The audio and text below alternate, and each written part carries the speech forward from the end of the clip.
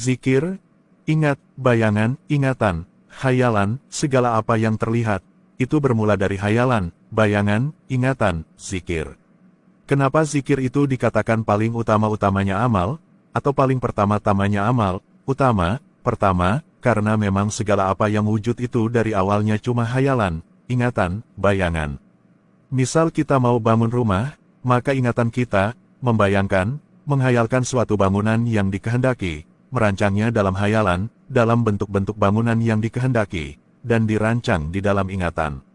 Lalu dipanggil tukang, sebagai pekerja, untuk mewujudkan apa yang dibayangkan di dalam hayalan, maka, pelan tapi pasti, bangunan yang awalnya dibangun di ruang hampa ingatan, mewujud menjadi bangunan yang indah, dan bisa ditempati dengan aman dan nyaman.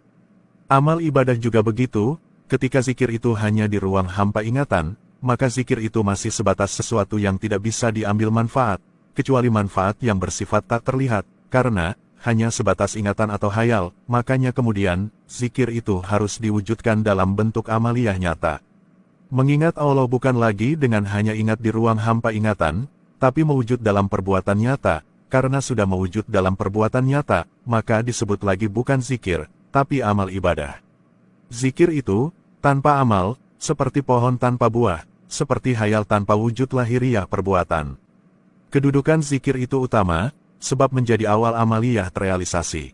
Tanpa diawali zikir, amaliyah itu tak akan pernah ada, seperti tanpa pohon, buah itu tak akan bisa wujud, dan bisa dipetik rasa manisnya.